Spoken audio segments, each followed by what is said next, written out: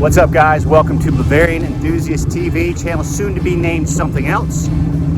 I just finished up with a rather spirited, socially responsible drive with a couple of my buddies who have air-cooled cars out here in central North Carolina. Just spent a couple of hours really enjoying these cars, making sure to stay 6 feet plus apart. Both these guys got killer cars, and I've asked them if they'd be willing to do a couple of interviews and just kind of give you all a little insight into their cars.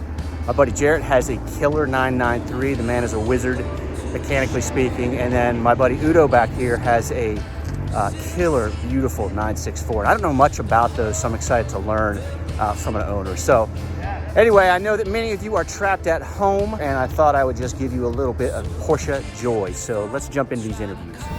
My man Udo. Udo is here to tell us about his gorgeous 964. So listen, I don't know much about these cars.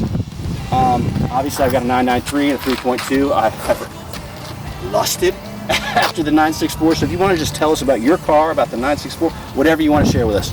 Definitely, I've always loved 911s. All generations, they add something, they take something away in each generation. For me, I needed a car that I could use as a daily driver. Actually take the kids to school, bad weather, groceries, all that really kind of actually fun stuff. I need to get a gallon of milk and I'll be back in an hour. And that's what the car has been. This is my second 964. The amazing daily driver, starts up every day. It's hungry to eat up the road. I feel like I'm learning how to be a better driver, paying attention to everything I'm doing, having a lot of fun in the car. And as time goes by and the car gets older, it just becomes even more of an experience. It's amazing reward. Both my kids have grown up in the car. We've had trips to the mountains, to the beach in the car. We've basically done every single thing you can do in this car, and that's really what I wanted a 911 for. This passed the test with airbags and anti-lock brakes and working air conditioning, so it's been my family mobile. So this is my second 964. I've had one for about 15 years, and I don't think I'll ever be without one, if I'm lucky. It's hard to find a car, especially coming on 30 years old. You never know, they have a lot of stories, and I think one of the great things is that you learn that you buy the seller. The person that had the car before you, or the person you're buying the car from, that's really the relationship you're getting. That's the person who's last been the custodian to the car, taking care of it. And in my case, I was lucky. A rather well-known Porsche-phile, person with a collection, and a person that really took care of their cars and individualized them. I was put into contact with them, and a lot of cars like this, they never go on the market. It's just different people in the community talking to each other, and we want to see each other in these cars and being used and driven and going to events. And that's what I'm going to continue with this car. I've had the car now 3 years. And other than a little bit of routine maintenance and some oil changes and things, I've done nothing other than upgrades. Everything you can't see underneath is what I've been focusing on. So I kind of want it to look like 1991 on top, and but everything underneath tightened up and improved, more responsive, more direct, and more fun.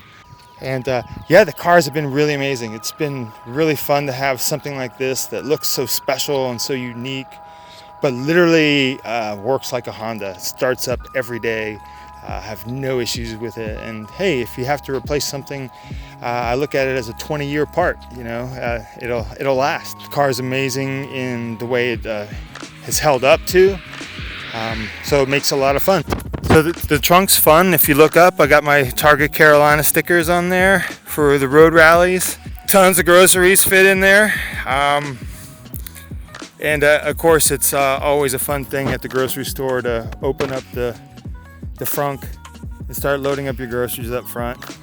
Get kind of a crazy look, but then when the people look at the car, everything looks crazy, so it kind of all works. Yeah, so this is my man Jarrett. Keep that up. This is my man Jarrett, the mechanical genius with this beautiful 993. No, you're. Tell us about this car. You're too kind, man. I'm not a mechanical genius, but I do all the work to my car. I don't really enjoy other people touching it. It's just a trust issue. But what we have here is a 1995 Porsche 911 993 in slate gray metallic. And you can see it's got a few mods here. 95s normally have the basket handle, just like Will's car. They normally have the front bumperettes, the yellow turn signals, the headlight squirters. So these are all things I've kind of changed. So these are Porsche OEM Turbo S fog light scoops, the rest of world clear turn signal lenses. The headlight squirters have been completely deleted and they've welded up, and the license plate holes are also been filled. So I think it just cleans up the car a lot. My real goal is to have the car look just like a 95 911 993, but extremely clean, extremely well taken care of, and a lot of fun suspension bits and engine bits. The Cup 2s that are on the car actually did come with the car. They are original. I really enjoy them. I always love looking at wheels, but I come back to these wheels every single time.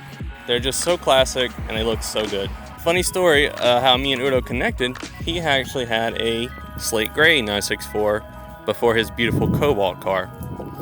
And that actually, seeing that car on Rennthusiast inspired me to find a slate gray 911. I originally was looking for a 964, but I was open to 993s as well. And it took about 2 years. The right one finally came up. And ironically, the same person who Udo bought his beautiful Cobalt car from actually test drove this car for me before I went and looked at it.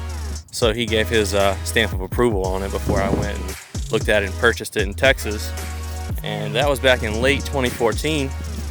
Me and my dad, his health is not the best. Me and him flew out, took a trip together to buy this car. We flew to Dallas, one-way trip. Hadn't bought the car yet, hadn't even seen the car in person. Went, saw the car, it was beautiful, ran like a top, and me and my dad drove it all the way back from Dallas over 3 days. It was one of the most memorable things that I've ever done. And I would highly recommend, if you're gonna purchase a car, go and take a road trip. You will not regret it. So we got suspension, we got PSS 9s. They're a little older. The previous owner did put them on the car. We have some ERP tow arms in the back, wall rod bushings, lower control arm bushings in the front. So the whole goal is to just tighten the car up. Not really drastically change it, but make everything tight and usable and very planted. Me and a buddy actually drove it to his garage where he has a lift, and we dropped the engine and trans and rebuilt the top end. And that was an amazing experience. And it's one that is, I would consider, irreplaceable. I had so much fun tearing into that engine, knowing every nut, every bolt, every fastener, every torque value, how these things work. They're very, very simple when you get them apart. It's you understand why they're so bulletproof, because they're just simple and they just work every time. I've had this car since end of 2014 is when me and my dad went and bought it. And it's now early 2020, and I wouldn't trade it for anything. It's just the shape, the hips, the color, you know, the community, right? The community. And it's just, I've made it kind of my own and just cleaned it up and given it some love. At this point, mileage is irrelevant. Unless you have 10,000 miles, it's irrelevant. So I hope you enjoyed that video. I honestly forgot to shoot an outro there while I was still with those guys. It had been a long day and I was ready to hit the road and head back home. So anyway, what an awesome way to spend a spring Saturday here in North Carolina. If you are into air-cooled Porsche content or just Porsche 911 content in general, I invite you to subscribe to this channel. Actively working on building it out and would love to have you along for the ride. So I appreciate you watching and hope to see you next time. I'm out of here.